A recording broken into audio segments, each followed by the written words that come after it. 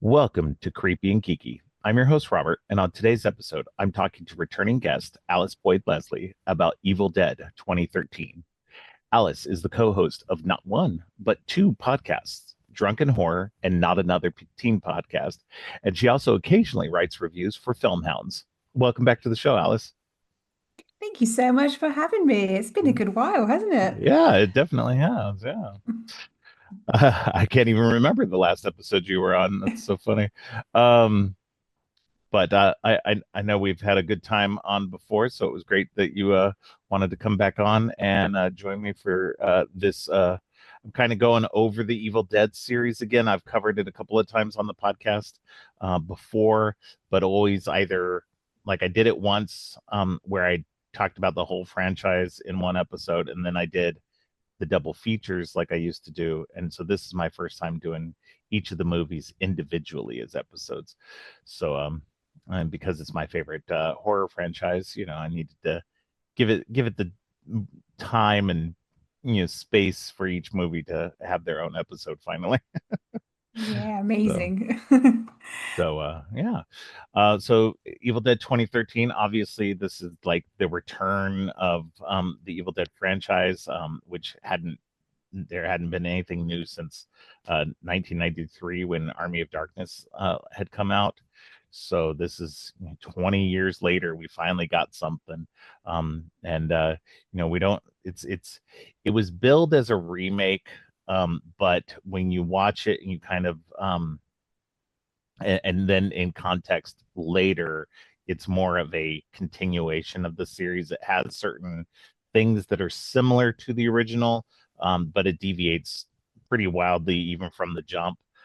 So it's definitely not a remake. A lot of people still call it a remake, but it's not a remake at all and fits very well. And then actually with Evil Dead Rise, it then put this movie into a greater context that we can talk about a little bit later. Um, but um, but yeah, so for you, did you get to see this in the theater, and did you get to experience? What did you think of this when you first saw it? Yeah, I did see it in the cinema. And I don't like I remember having a really amazing time with it. And I don't, do you know what? When I look back, I don't think I had seen Evil Dead then, or I did and hadn't really seen any of the others, or it wasn't like something that was massively on my radar back in 2013. So yeah, I remember just being like, wow, what is this? And just kind of completely fell in love with it. Yeah, And then I watched like all the others and was like, yeah, I get it. And I'm into it. And the TV show as well. right. Yeah, I mean, yeah, I guess I've always referred to it as a remake as well, and it's totally not. And I've always Yeah, said like it's the best horror remake, and it's not that. It's not at all. It is, I guess you'd say it's more of a reboot, right? yeah, In a way, I don't know. They all kind of like blend into one now, with all these like yeah. requels and all of that. But yeah, I think it's up there with some of the best kind of cinema experiences I think Oh that I've yeah, had. Yeah, definitely. yeah. Yeah, I it's interesting too because for me, and as I mentioned on my last episode, the Army of Darkness was my first exposure to the Evil Dead world. And I actually saw that in the theater when it came out in 1993. And and then I eventually saw the other two Evil Deads. And so I've since been lucky enough to I've seen the first one in theaters, and actually I'm going this weekend, this Friday, they're doing the 45th anniversary of Evil Dead Oh out of the wow. theater, so I'm going to go see it again at the theater. So I've seen all of them in theater except for Evil Dead 2 now. And so I definitely when this one came out, this one was so 2013 would have been yeah, so I believe this came out right around my son's 16th birthday. So he and I went to go see this at the theater. Um, and it's so funny too because like this one is like super. intense. Like the Evil Dead movies have never shied away from the gore and everything, but like the older stuff definitely you can tell is 80s level of practical effects and Mhm. stuff, and it's very cheesy and very campy and everything. And this one they do so straight ahead serious, and it's so super intense, and extremely gory. I mean, I was literally wincing in the theater, and I'm not like by any means like somebody who has problems with that, but it's so intense, and some of the scenes are just so crazy, like uh hardcore, that it's just it was funny. My son, he enjoyed it. He's not as big a horror person as I am, but he enjoyed it for what it was. Um, but it's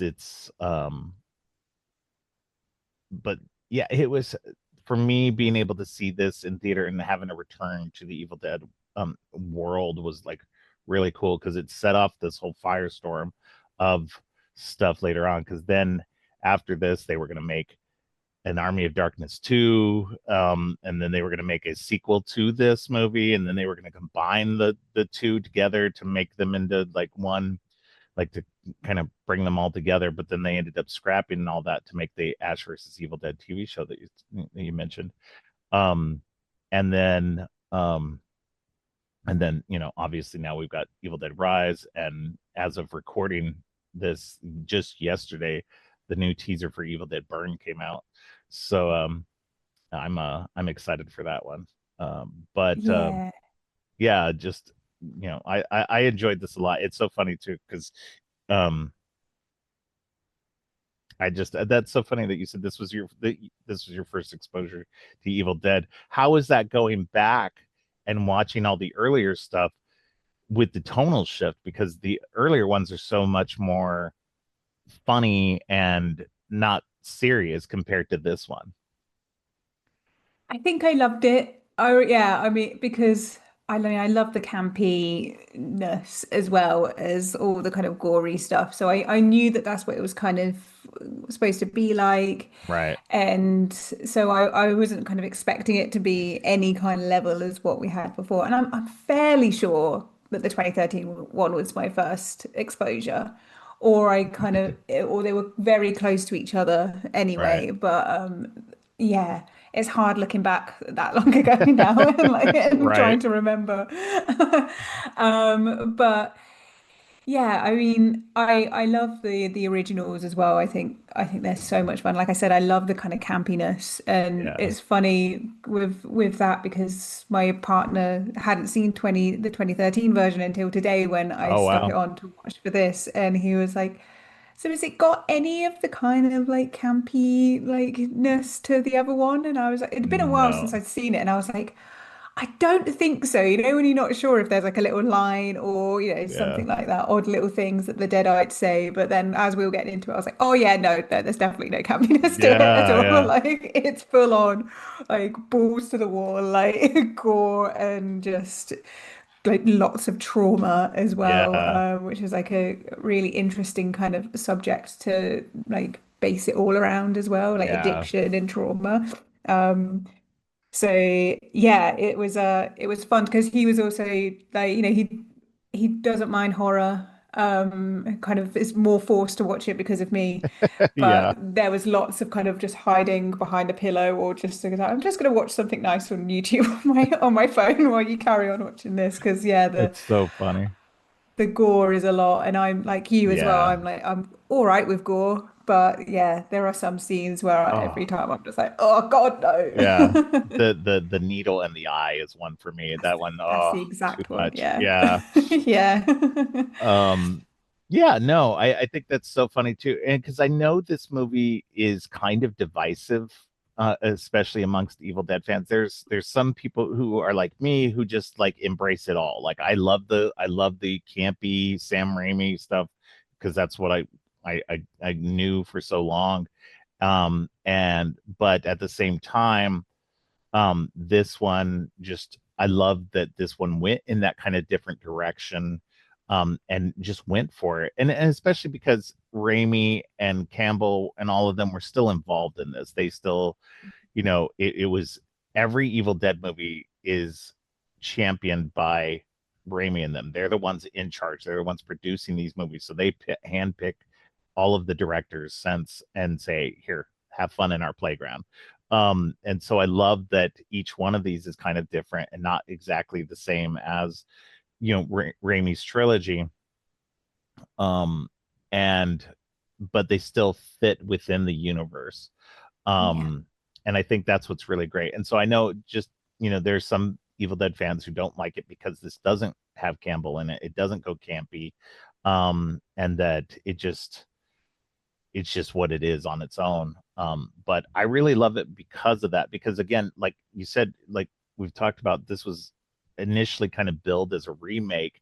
And if you're going to make a remake and everything like that, you either got to make it like at least like I don't like when a remake is basically just a straight up redo of the original Mhm. movie and there's like no changes or anything like that. I like when it deviates enough where it still feels like the movie but has changed enough about it to be its own thing. And I think that's what this one succeeds in doing so well because we have different protagonists. We think it's David who's the main, protagonist through all this, that's going to make it out at the end because he's taken on the kind of Ash like position in this movie. Um and um but because it kind of flips that and then we get and then it's Mia who's ultimately the one who wins in the end. And that we also just taking it in the wild more extreme direction. Just I don't know, it just works so well for me.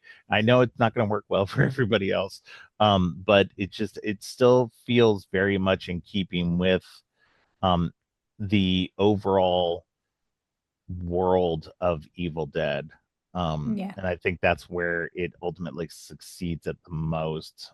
Even if it doesn't, you know, um, adhere to the campy, originals. It just works so well. And I think that, because it ultimately becomes not a remake and ends up becoming like the next chapter in the series, that it um it works to kind of almost to bridge what's to come next with Evil Dead Rise and Burn and whatever's coming after that.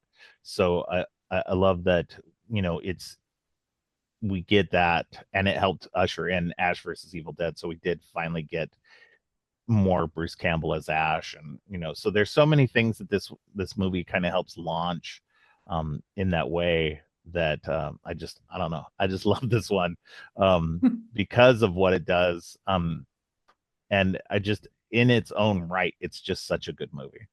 So Yeah, definitely. And it feels like with when you kind of have Sam Raimi kind of attached to all of these works as well, it feels like he's kind of being able to do what he wanted to do with the original if he had the budget. yeah, Because yeah, like I don't, if I remember correctly, he didn't really intend on it being kind of campy and schlocky. He yeah, just didn't have the budget, and it just ended up being that way. So it just right, kind of it feels like, especially with this one, it kind of feels like this is what if I had the money, I would have done. I yeah, would have gone like this with the original, but it just so happens that it was a little bit silly, and then they just really laid into that silly campiness in with the second and third one. right, So yeah, it's nice that like Sam Raimi is able to like let other people put their own spin on it because I don't know if I'd ever want Raimi to ever do a kind of a remake himself. I think I quite like that he's getting other directors to yeah, do their own take and very like various different kind of directors who have different kind of aesthetics and stuff doing their yeah. own version. Yeah, I quite like that. I'm looking forward to the next two that are coming to see how they kind of deal with it and take it on really. It's gonna be interesting. Oh yeah. No, and I think that's what's interesting about it because he Sam Raimi, Rob Tapert, and Bruce Campbell are still heavily involved on the producing side of things. I think they're still guiding the ship in a lot of ways. They're still holding on to the overall mythology and lore of it all. And helping to guide these guys, because like each one of these new people, from Fede Alvarez in 2013 and Lee Cronin in Evil Dead Rise, and now into the new ones, each one of these people gets to write and direct these movies. But I do think that Raimi has to be kind of influencing and saying, hey, this is kind of where we want the story to go, base it Mm. around this, like at least, within the internal logic. Because as we see in this one, is very familiar in terms of it's a bunch of people going to a cabin, this time not for a vacation, but this time to help Mia kick her drug habit. But we encounter this new version of the Necronomicon, um, which looks different, has different pages and everything. And then we don't find out about, really what's going on with that. We just assume, hey, it's a remake, they're gonna just re-update the book and stuff like that. But you find out in Evil Dead Rise, and that one, it's an entirely new book also. So you find out that that book is one of three. And so Mm. the one that we find in this one is the second one we're experiencing, because the first one was the one that Ash found. So we've got all these interesting, like this new mythology about these three different books that these people are, having experiences with. So it kind of opens the door as to what is, the new one, Evil Dead Burn, like which book is that one going to have in it. So I'm Yeah. excited to learn this, like, new, expanded mythology with this, because it opens the door to so many more exciting new stories. And it just, it I don't know, it just brings up so much more uh possibilities than we've had with just Raimi's trilogy. So I think that's Yeah. what's really fun about this one, 2013's, is that, not only is it like, kind of reintroducing, and I think that's what's really good about it too, is kind of reintroduces people to the whole mythology through these new characters, and but within this familiar setup. And while it's kind of similar to the original movie, it's also building its own foundation, um, and its own little corner of the whole Evil Dead universe. So I think that's a lot of fun for, in terms of just somebody like myself who loves kind of like world building and everything, and getting these bigger mythologies built up in these, and they don't feel like, even especially like this movie, doesn't feel like it's a throwaway. It doesn't feel like it's, oh, Mhm. hey, we're just remaking this just because it's been 20 years, 30 years since we made the original. Let's just make a new Evil Dead just to do it, just to make some money. Yeah. They actually put a lot of thought and care into expanding the whole overall story. Yeah, definitely. And I think especially during a time when there was lots of the classics being remade as well, and Oh yeah. not all of them were great. No. Um, so yeah, I think that's another thing where I kind of, people do say it's a remake, or it's a preferable remake, even though it's kind of technically really not. Yeah. Um, we could go back and forth about that for the whole episode, but it's but I think because we were just getting so many of those around about Yeah. that time that it just kind of like fell into that as well. We didn't really have any kind of like what more so what we do now with like reboots and requels and all of that stuff, as I mentioned before. Like it's yeah, we kind of fell into that remake kind of category. Right. So yeah, it was great that they did it well. They expanded on the story, and it hasn't gotten, and I'll say it hasn't gotten yet because we don't know what the other two are going to be like. They haven't made the lore go ridiculous, and that's Yeah. always where it kind of loses it for me when we do kind of get into these extended kind of sequels and stuff where you're just like, oh God, you're just trying to kind of cash grab a little bit now and Yeah.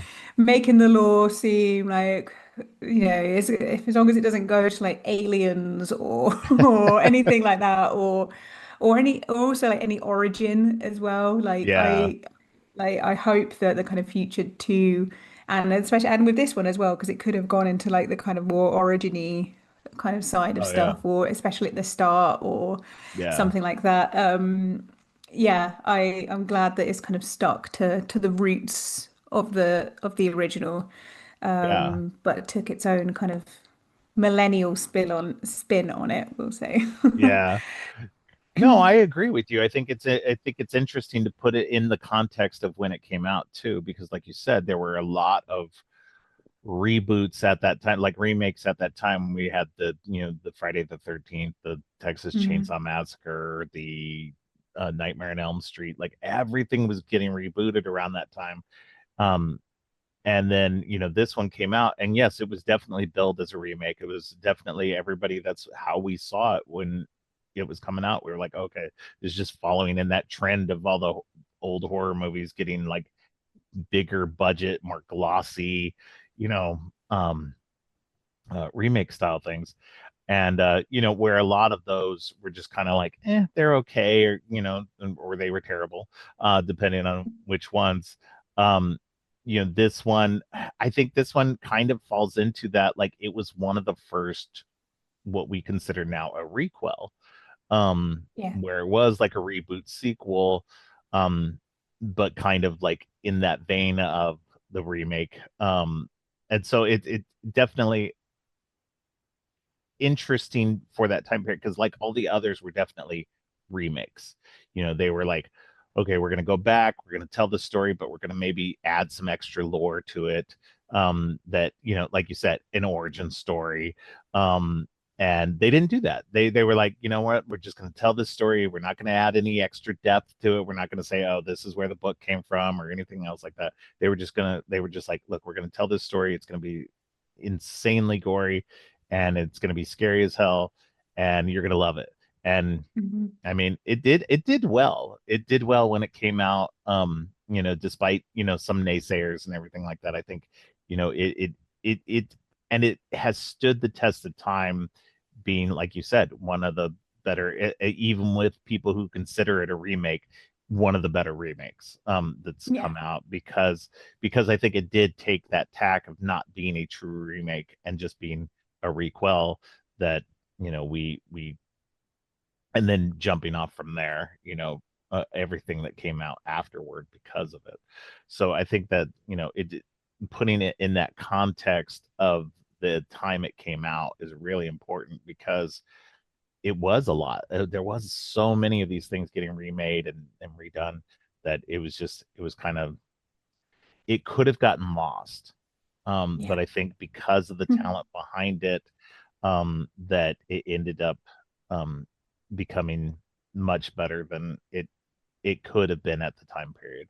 So, Yeah. and I think it also like lucked out that it came at kind of the end of that remake cycle too. That if it Mhm. had been earlier or right in the middle of it, it could have gotten lost in the shuffle. But because they took their time and really worked it out, and um, kind of hit kind of at the end of that remake cycle, that it really um, it really benefited from that in a lot of ways. Yeah, Um, definitely. And I think I like that it didn't hold back even from the very beginning as well. Like no, that yeah, start sequence oh is just, man, I always forget about that like start I bit, and do I was like, too. oh God. Yeah, and it's just the line when she says like, I will rip your soul out, but she's still got like her normal, like, yeah, her normal voice. Oh Yeah, God, every time I'm like, oh my God, I forgot that line, and it just sends like shivers down your spine. It's fantastic. it's so good. Oh man, that I do. It's so funny too, because I wouldn't say I watch this often enough.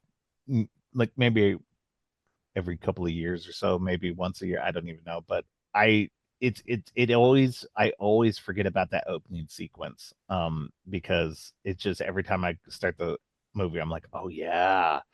Um, Hmm. because it's so brilliant to start it at such a intense um like portion of it that ties into later on. It ties into what happens, but it's just, I don't know, it's just crazy. It's such a good opening, that it's just amazing to start it out like that. um when you watched it this time, did you watch the regular version or did you watch the unrated cut? I think I watched the regular version. Okay. Yeah, I'm fairly sure. I'm pretty sure I've seen the uncut one probably a few years ago now, but I've definitely seen it before. Um, yeah, I wouldn't be able to tell you like the differences in them off the top of my head right now, but Yeah, yeah, I think I have definitely seen it before. it's I have both of them, so I don't. I've definitely always watched the unrated cut, so I couldn't tell you Okay. what was in the rated version that is different, like what they cut from it to make the rated version. But yeah, I just um, it's I just have to watch the unrated cut whenever I watch it, just because Of course, it's yeah, yeah. it's one of those instances where it's actually a good unrated cut too, because there's so many times where um you watch something and it's got an R-rated cut or an unrated cut. And the unrated cut is okay. It's not that much better or anything. And I'll admit this one's probably not much different in terms of what kind of story you get or whatever. But there's just I don't know. This one just feels like it deserves to have the unrated cut just because it's so like just so gory and violent and it's just Yeah. ridiculous.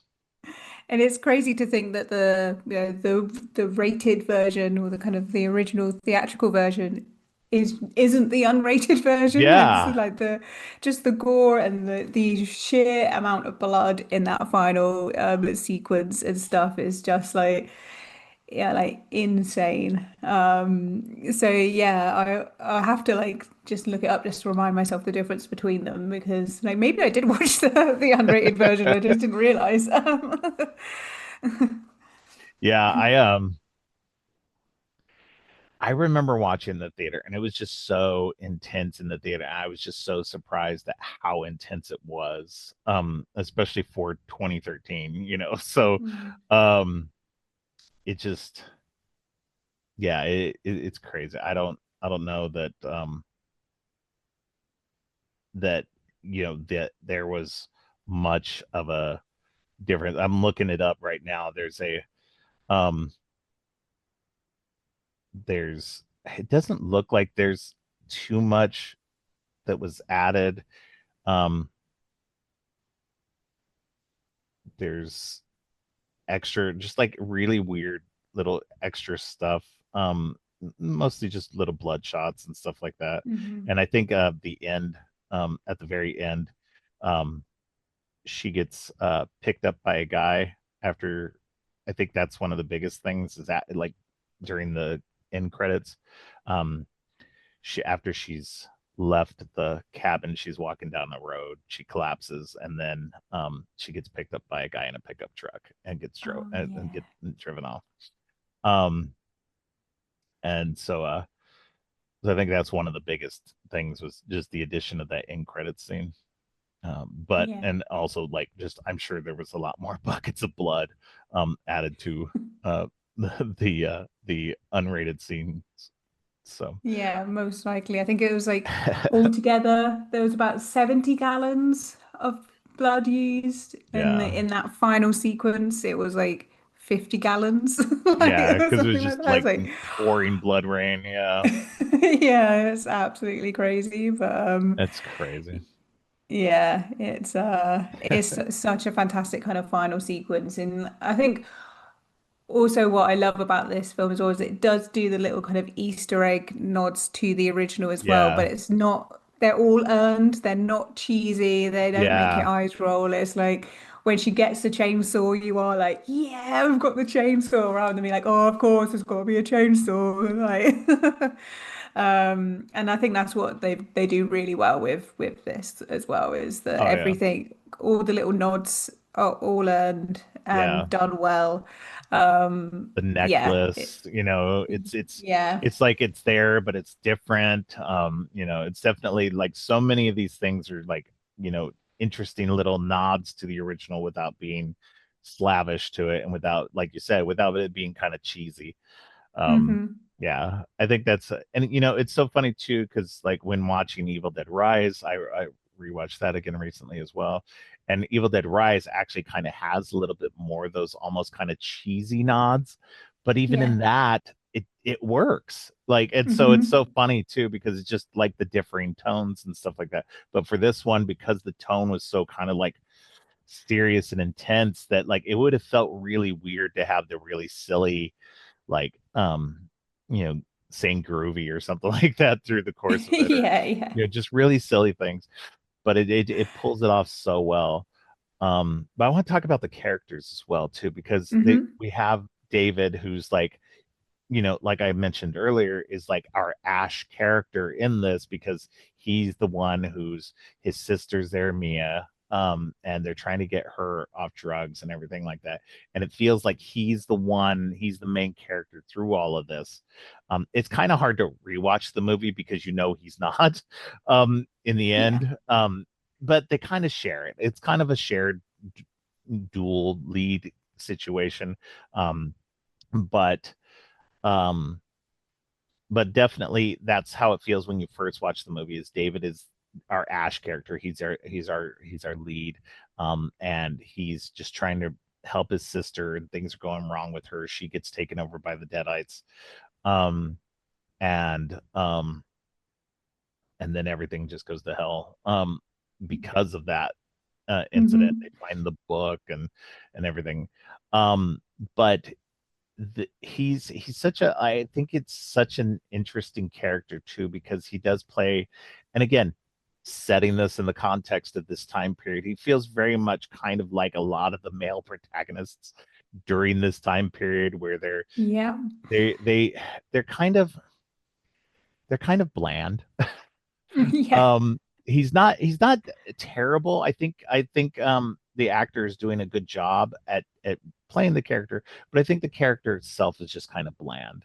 Hmm. Because it did feel like this was a transitory period where we were starting to get a lot better female characters, um, especially in horror. They started to kind of elevate women in these movies, and especially in these remakes and stuff. That you had these guy actors who were just kind of okay, but they were just kind of set pieces, more so than the female leads. And I feel like that's really kind of indicative in this movie as well. Just he's just kind of okay there. He's not super dynamic or anything, but just he's okay. And you feel it, I think, more once you've seen the movie and then you go back to rewatch it and you know that he's not the end character. Um, Hmm. and so I think that just kind of lends itself to it more. Um, what did you think? Yeah, I mean I totally agree with you that it does kind of play into what we were getting during those years, those kind of early 2010s. And we also kind of it can be argued that they do kind of play into the stereotypes of the kind of characters all around that Right. we got in those times, the nerd, the kind of who's Eric, the kind of Yeah. jockey guy, I guess you can argue is David and all of that stuff. But it doesn't feel cheesy. It doesn't feel like they are. I don't see them as the kind of stereotypical characters No, because I yeah. think Eric is only really a nerd because he wears glasses, I think. Yeah, Like, yeah. you could And he's argue a that, teacher, and he's a teacher, so and yeah, yeah, exactly. But also he's an idiot because he reads the book. So oh my God, and yeah. he was explicitly told not to. So, he's not that much of a nerd. Yeah, yeah. But yeah, like I think he is kind of quite a bland character. No, Yeah. I can totally see that. But I think that everyone's performance in this is Yes. really good. Yeah. I love everyone in it. There's no one who's, a bit too annoying, which again we got had a lot of during that time as Oh yeah. well. They're all done very well, and it is great to kind of have, three quite strong female leads in this. Yeah. And yeah, kind of move along with that shift that we were seeing during that time, as you mentioned. Yeah.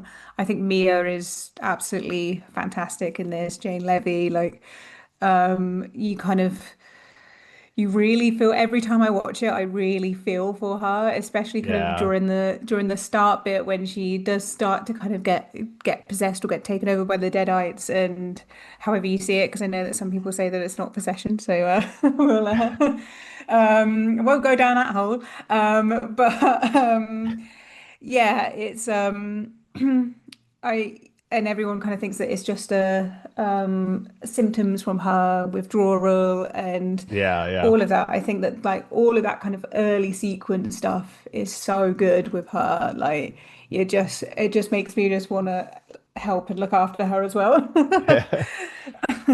No, I agree with you. I think Jane Levy's she's doing such a good job in this, especially portraying this person who is um coming off of this addiction, trying to break this addiction. And I think this is interesting too because this is a weird movie that's at this transitory point where we're coming off of the early 2000s, the millennial nasties. And then we are coming into what has kind of dominated horror kind of sense, which is this kind of trauma based horror. We started getting that, and this kind of bridges that gap with both of these in a weird kind of way that works. Hmm. That really happens to like hit the zeitgeist in both directions.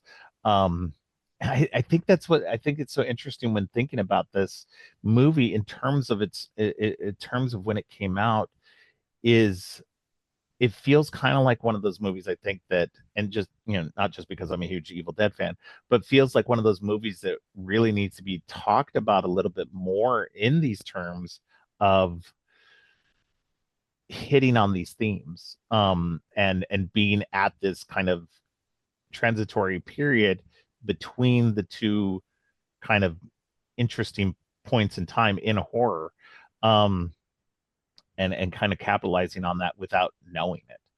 Yeah.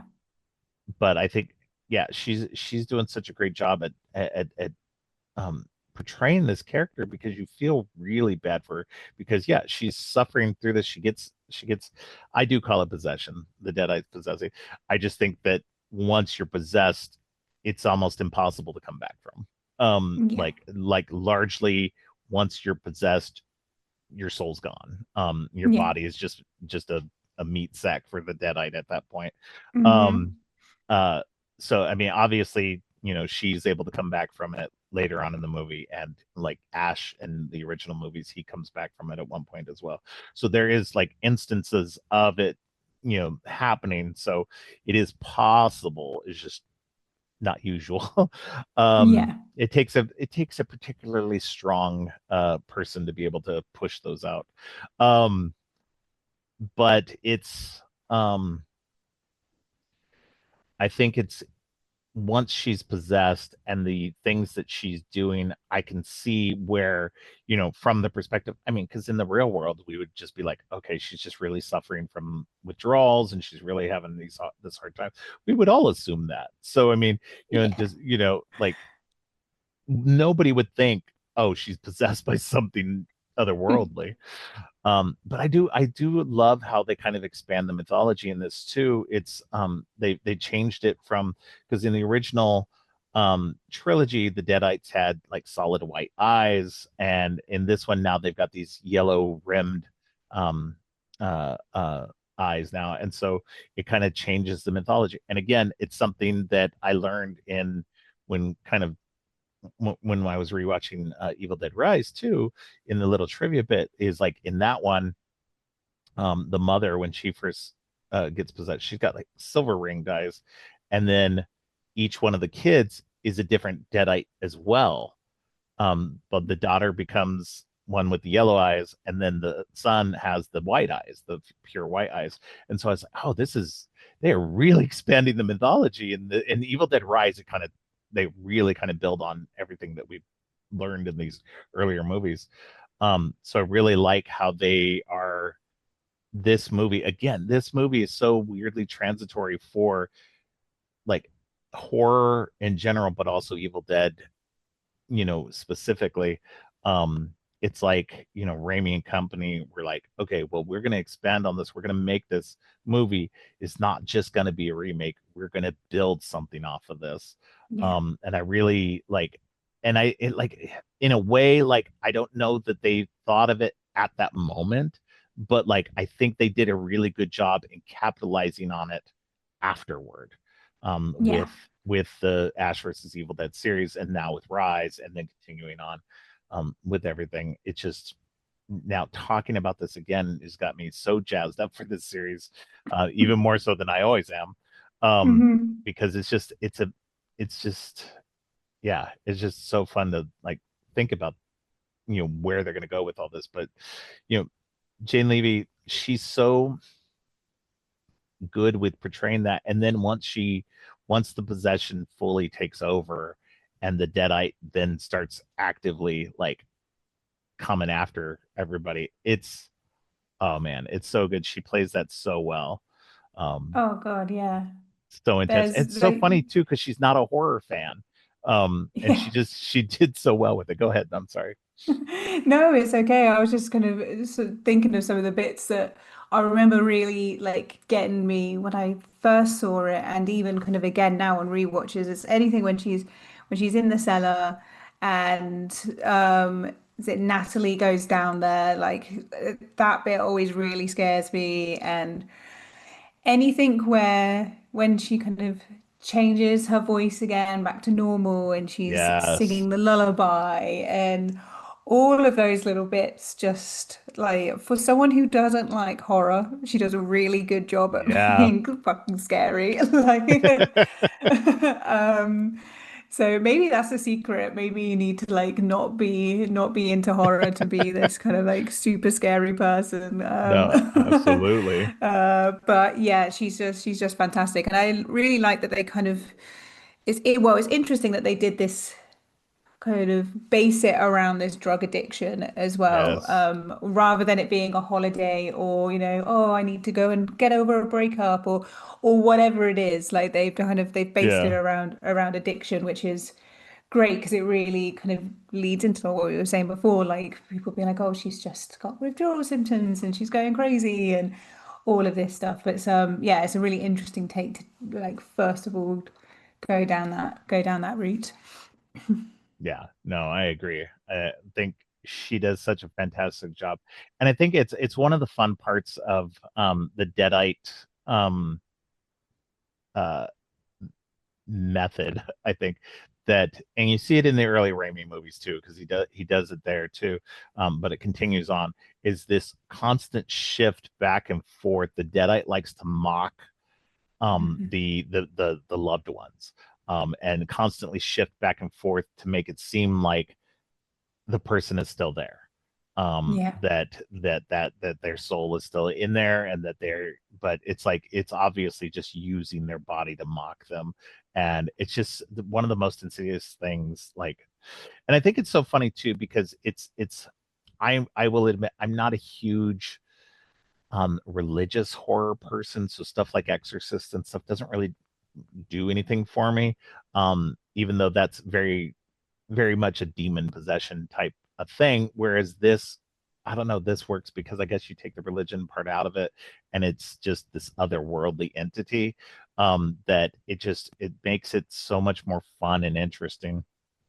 And it just, I don't know, the Deadites are just so fucking evil that yeah, they would do that. They're just like, there's, and I know they did that in, like stuff like The Exorcist as well too. It's like they mimic, just demons are just evil as fuck. But it's just one of the great things about Deadites in general is just this constant switch back and forth, to mess with, the people who are trying to save them, and everything, to give them hope that there's still yeah, somebody inside of them. Um, and I think it's interesting too because, like, I don't think in the Raimi versions the that they got infected, with these spirits in the same way that we start getting it in this one, and even in Evil Dead Rise, where they basically, if you get like this blood puke on you, like that's how it kind of like spreads. Like each person who Hmm. gets infected by a deadite in this is done like that. Like Mia gets infected, she gets taken in the woods, Yeah. which is like that sequence is it's I hate that sequence. I like that it kind of honors the original, but also at the same time, that original one was already like questionable as it was. This one again is very questionable about how like it enters her. I don't like that aspect of it. And I kind of was like, did they really need to go that avenue? I'm glad they didn't do that in the newer stuff with Yeah. Evil Dead Rise. That they, but especially because in after she's taken over by the Deadite, she attacks the she attacks them, and Jessica Lucas ends up the next one after she manages to get her on the ground and just like pukes all over her face. Yeah. Um, and then it's just like from there on, like each one, Jessica Lucas's character ends up puking on one of the other ones, and it just goes from there. And it's just like, oh, so like nasty. As somebody who's not a very big fan of vomit in general, like even blood vomit is just too much. Yeah, no, I'm the same. I'm totally fine with blood, even like in films, totally fine. Even in real life, blood I'm fine with, but like sick, snot, Yeah, anything like that, I yeah, can't handle. yeah. It's too much. But yeah. But I guess it's also the kind of it's cool that they kind of went down this different route of how it kind of spreads between people, and but I think the Yeah, sicking up blood feels particularly kind of the time as well. yeah. Like it feels like what else would you do with a kind of a yeah yeah, like you said, a millennial nasty. Will shout out to our lovely friend Ariel Yeah, for that term. But yeah, a kind of it is essentially, I'd put it into pretty much a millennial nasty film. There has to be yeah, loads of blood, and if it's going to spread anyway, why not it be sick blood? yeah. We will retroactively, because the Millennial Nasties were really just 2000 to 2009, 2010. But I'm willing to kind of retroactively add this movie into the Millennial Nasties because it feels like it's a Yeah, holdover from that time period. definitely, Um, definitely. but yeah, for people who haven't heard of that, heard of me talk about that in a while, go check out Ariel's book, Millennial Nasties. It's such a fantastic book, and on the hardcover, I have a quote on the back. So Oh, well done. yeah, I only have a paper copy, so yeah, yeah. I had to get. Yeah, she told me about it, and I had to get the hardback when I got it. So but yeah, uh, it's a fantastic book, and it that really is. I'm glad that we're kind of reframing that whole era from the quote unquote torture porn name that it had, and she's like, and the fact that she's got a shutter thing now, like that's so Yeah, awesome. So I'm it's glad like very, the whole very thing is cool. getting reframed because of her. So Yeah, that's so awesome. yeah, Uh, it's great. but yeah, it's the rest of the cast, like we said, we had Eric, who was the teacher, uh, friend of David, who very much grumpy. He doesn't want to be there, um, Hmm. and he's the one who finds the book and stupidly reads from it, Yeah. even though these like passages were scrawled out so that people couldn't read them. He manages to figure out how to read it and stupidly reads it. And Yeah. I think that's just because the book wants to be read. Like no matter what's Yeah. going to happen, I want to blame him in a lot of ways, but I also don't, because there's definitely the influences there making him read it.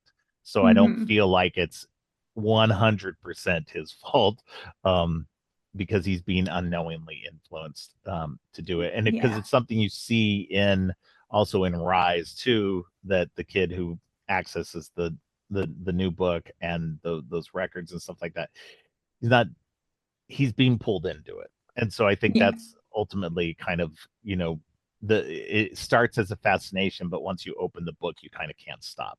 I mean, we even saw that with Ash himself. Ash especially like in the Ash versus Evil Dead movie or show, that there's he even stupidly reads from the book again. So, but Ash is kind of of a moron, so that makes sense. Yeah, that's very true. Yeah. I do love that just while we're speaking on Ash, that we do get that little Bruce Campbell moment right at the very end of the Yes. credits. Yeah, I remember seeing it in the cinema because I stayed to watch all of the credits. And then, yeah, with it, when I rewatched it today, I was like, I know it happens at some point. So I was like scrolling through. I was like, oh, is it a mid-credit sequence? Is it right at the end? Yeah, and I just love that kind of Bruce just has to anything like kind of Evil Dead related or Sam Raimi related. He's like, I need to be there somewhere, please. Yeah. Like, No, 100%. Yeah, no, it's a great, and it's one of those things where it's like the one thing that's like a neat little Easter egg. If you stayed till the end credits, you get a little, Mhm. the little bit with Bruce there. Um, no, it's just it's great that they did that, and I love the little bit just before that happens too, because they play a little bit of the old tape of Dr. Noby reading from Yeah, reading the book, or like recording his experiences with the book. Um, yeah, so it's nice little those nice little touches to the original without being like like we said earlier, without being cheesy and weird about it. So yeah, definitely. And those recordings always get me as well. It's something um, about his voice. It just like, yeah, oh, it's so spooky. yeah. But yeah, I think that's you know the cast is really well done. Like I said, everybody's really good in this. I'd say, like, the one girl, Natalie, the girlfriend to David, she doesn't get a lot to do, but she's got a really good intense sequence once she's taken over, where she has Hmm. to cut her arm off with the electric knife. It is so Oh intense God. and so brutal. It's Hmm. like the it's reminiscent, obviously, of the hand chopping sequence in Evil Dead 2, but like on such a higher, more extreme level, that you're just like, oh man, it's so gory, it's so gross, it's fantastic. Yeah. So And I love like with those moments, and we also get it in Evil Dead Rise as well, where yeah, you kind of you see like, oh, her hand strapped, and then the camera goes to to the electric knife, and you're like, oh God, I know what's gonna happen, and then you're just yeah, like waiting for it to, and you're either hiding behind your hands, or you're gleefully waiting for it to happen if you're right, into that kind of stuff. Like, it's great. I love all those little bits that happens kind of throughout the series, really, where you're yes, just like, this is what's going to happen next, and you're just waiting for it, and it always pays off really well. Like, oh there are yeah, some excellent gore moments with various oh um, man, kitchen bits throughout this whole franchise. It's yeah, it's great. It's so good. oh yeah, no, 100%. um but yeah, I think this, like, I don't want to, like, go beat by beat through the movie or anything like that, but there's so many great sequences. I love the part where Mia's taken over and she's in the basement and she's doing the whole thing where she's like, looking out through the door from the basement and everything. It's such a Yeah. creepy shot, and she does so good. Like, just the Hmm. mix of the camera work and her performance are just so good in that. It's so iconic in so many Yeah. ways. It's such a good sequence. Um, and then just like I said, like, everything's just brutal. Like, between Jessica Lucas and like sawing her face, um and just stabbing Eric in the eye with that hypodermic needle. Oh Oh, God. that is Yeah. like one of the most, like, watching that in the theater, like, was just him pulling that out. I was so like, oh my God, no. It's Um, horrible. And I ah, think kind of particularly as a glasses wearer as well, I know we both yes. are, just there's a scene it kind of smashed through the glasses as well. Because you Oh, always kind of think, oh, I'm somewhat protected. No, you're yeah. not. You're No, no, not. not with that kind of brutality. Oh No. man.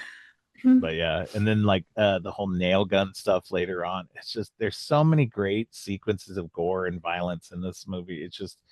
It's so intense, and they don't shy away. And that's one of the great things about it, is like, Evil Dead. the Evil Dead series itself is always kind of pushed, like other than like I would say maybe Army of Darkness, which kind of like was like the ultimate campy like version.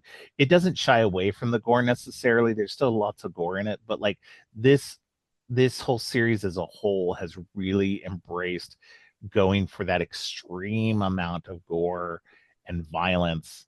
And I love that these current iterations embrace that and have not shied away from that, because it would have been so easy to do, to kind of pull back a little bit and go, no, we're not gonna, go that far. But then in with 2013, I felt like they went farther than the originals had, Hmm. in that just that brutality and stuff. And again, that's that hangover from the millennial nasties kind of, carrying over into this. And I think, but it's in it such a way where, we had all the Saw movies that happened during that earlier decade, that it feels like for most people it's not going to be that much different, in Yeah. terms of that kind of brutality or stuff like that. But I would honestly say that Evil Dead 2013 kind of does. I think it kind of, in a lot of ways, overdoes what Saw does, because Saw, yeah, Saw is more real world. And I can understand that kind of brutality and stuff like that is very much like, oh, that could actually happen to me. Whereas this one is more fantastical and kind of crazy over the top, but it definitely outgores, in a lot of ways, Yeah. the Saw franchise. And I love it for that. um, Yeah, for sure. But I think what it does well, as well as being kind of fantastical in its gore, it also doesn't go too fantastical that like it doesn't feel believable or yeah. anything like that. It kind of we know what it could potentially feel like to have to saw our arm off with an electric Yes. knife. We know what it could potentially feel like to tear our arm away if a car falls on it. And even though it's gory and over the top more so than goes that extra step further, like you said, with Saw, you still can feel it, and that's what still makes people like wince and like be like, Oh oh yeah. God, it's horrible. Because yeah, even though it's over the top, we can still know what that feels like. I'm gripping onto my arms right now because I can like because I'm like thinking about that. I think that car sequence that because it's Oh so well man. done as well because you see the saw and you're like, oh okay, that's what she's gonna do. She's gonna Yeah. saw her arm off and she just can't quite reach it. So she does the only thing that you can do and like rips it off and like, oh God. And again, it doesn't shy away from it. You see it No, you completely see rip it. off and Yeah. in all the glory. Yeah, and yeah, I think that's probably my favorite sequence, I think, because yeah, you're expecting one thing and you see another and it's more crazy and horrific than you were expecting it to be. Oh yeah.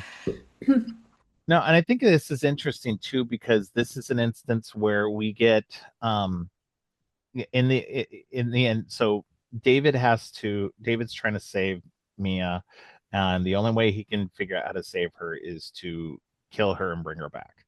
And so that's what he does. He buries her, so that she quote unquote dies.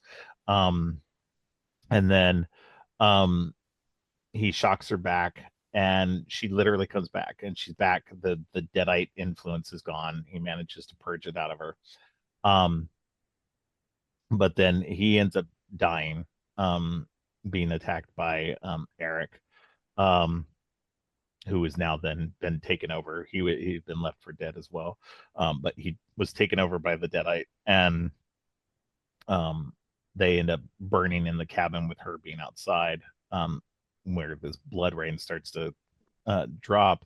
And then we get this sequence with this deadite that comes out of the ground. And I like, it's something that I didn't think about until, because I just assumed it was like it had just manifested a body, but maybe it was a body that was already in the ground on the property.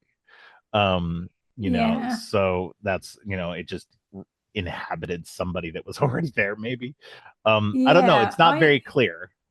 Go ahead. no, I mean, I initially thought it was the girl at the start, but Mm, like maybe it's not because there's some bits where they do look similar and other bits where they didn't. So I don't know. yeah. Maybe it is just meant to be someone or it is the kind of the girl at the start. Yeah. I'm I mean, not its sure, but proportions are inhuman, so it's definitely not, you know, completely human, whatever it yeah, is, for sure. Um, so it's definitely hard to tell on exactly what it is, but I do think it's an interesting um bit of the lore too, to like be like this. I would like kind of some, maybe they explained it on the commentary or something and I didn't catch it. I'll have to look that up, but where this deadite body comes from, um other than just being there in the ground. mm, But it's a great sequence between her and the deadite, and ends with the chainsaw to the head, and just, yeah, oh man, it's such a fun, great sequence, in terms of just one of the great, like, final girl sequences. yeah, definitely. And it again, it stays for just that little bit longer than you think it's going to as well. Just the chainsaw just in the head, just you Yeah, expect it to stay in there for a little bit. Oh yeah, she'll flick it up and then that'll be yeah, it. But no, it just no, stays there for just like that beat longer. It goes down the body and all the way back up, and you're just like, yeah, oh God, yeah. Oh, so good. yeah. No, it's definitely a very satisfying ending.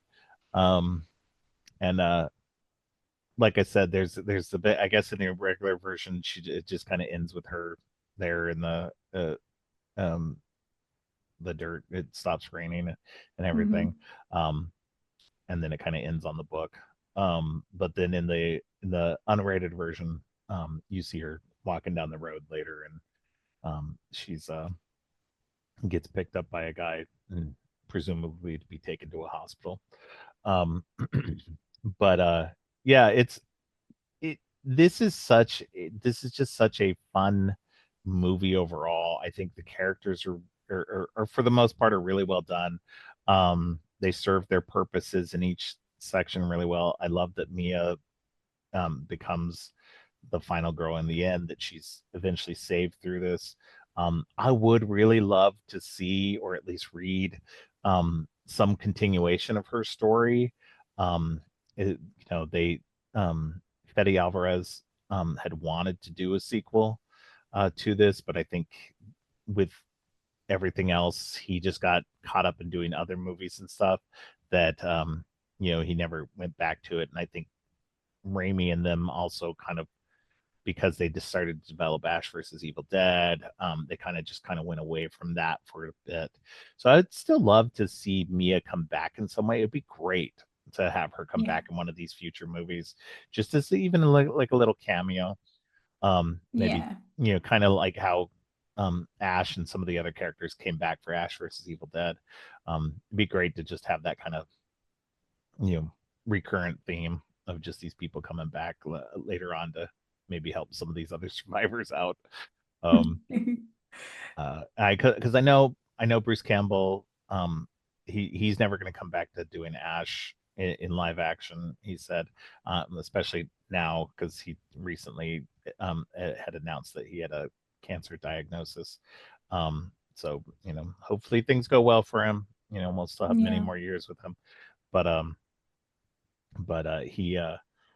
he's definitely done with Ash for the most part. I think he's open to doing voice work, but outside of that, he was just like, after Ash versus Evil Dead, he was just kind of like, it takes so much out of me now, it's too much, I can't do it.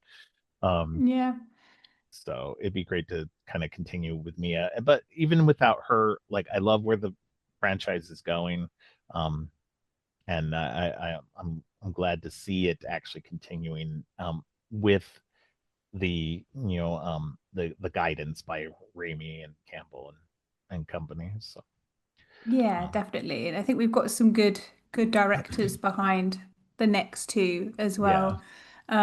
So yeah, it's just I think like I kind of said near the start, it's interesting that all these people are kind of just slightly different enough where we're not going to have the same kind of yeah, rehash of the same thing. Everyone's going to take their own little kind of spin on it.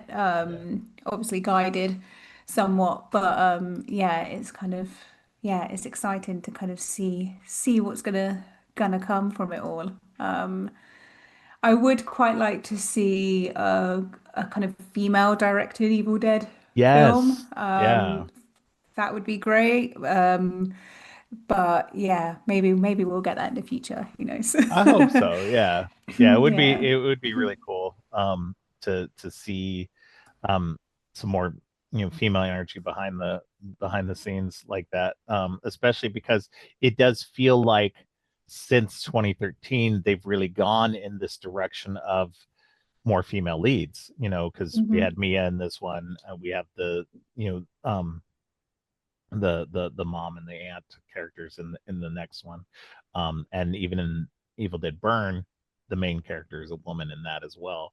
So it definitely feels like we're kind of going in that direction. Hopefully, like you said, we'll get more female voices on the back end of that as well, to kind of give a, a more authentic expression to these characters as well. So, Yeah.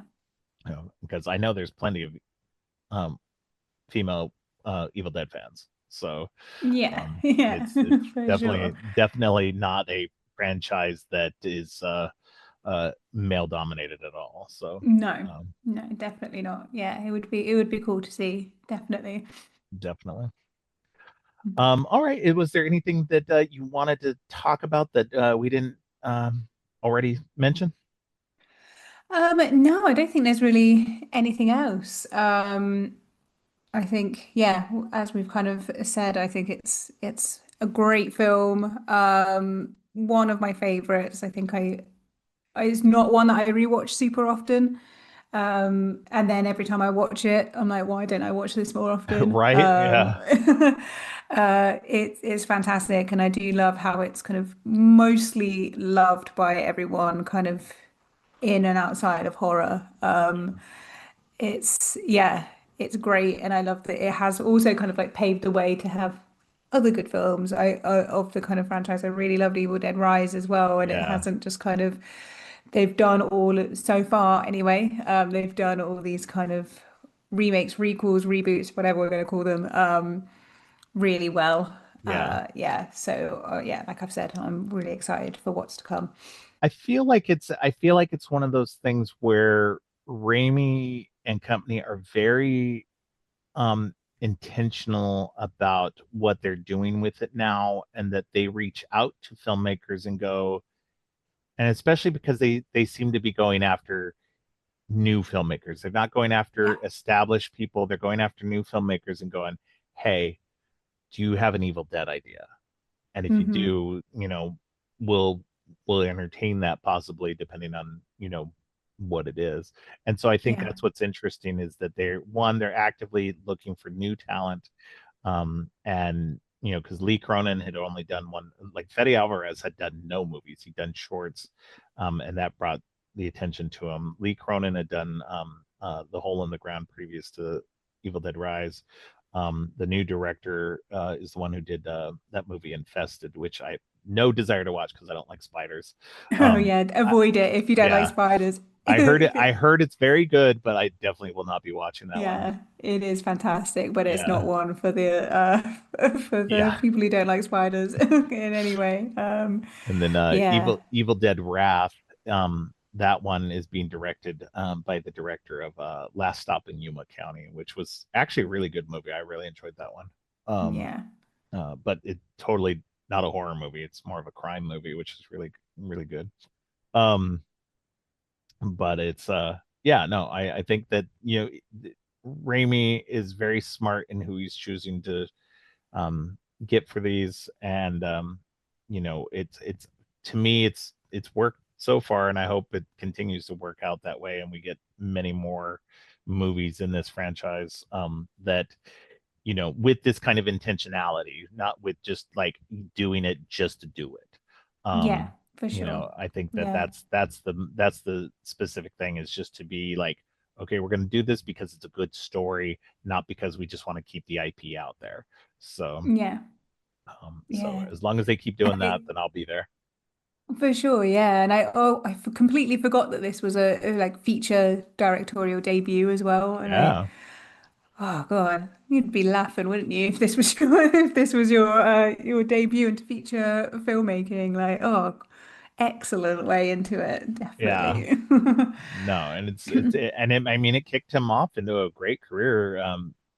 Fede Alvarez, he follows this up with his own story, Don't Breathe, which Yeah. is also a fantastic movie.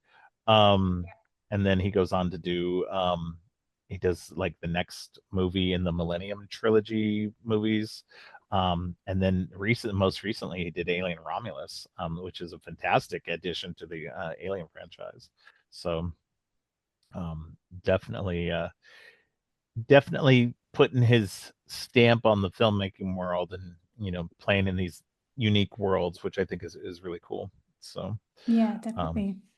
but yeah, I'm excited for the rest of the franchise, and to see where it goes. But this one was such a like a refreshing um way back into the franchise after that 20-year gap, and led to so much more that you know came after.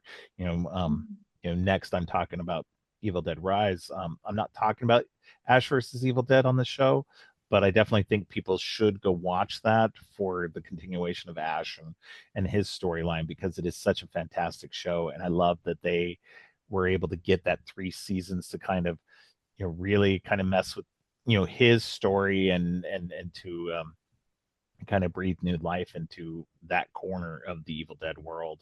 Um, it just it made for a very fun um, look at all of that, and to be able to continue in the direction that they had been going in with that. So, um, but yeah, that's all I have for this episode. Um, thank you very much for coming on again. It was great to have you back on the show after so long. Yes, thank you very much for having me back. It's been great to talk about, especially talk about this one as well. Thank you for reminding me how good it is. It was a great excuse to rewatch it again. Not that I should ever need one, but Right. Yeah, exactly. But yeah, why don't you let people know where they can find you online? Yeah, sure. So you can find me on Instagram at a.boiledeggly. And you can also find my podcasts wherever you listen to your podcasts. So I have a horror one called Drunken Horror. It's a monthly podcast where me and two friends talk about a horror movie and have a little drink alongside it. And then I also have a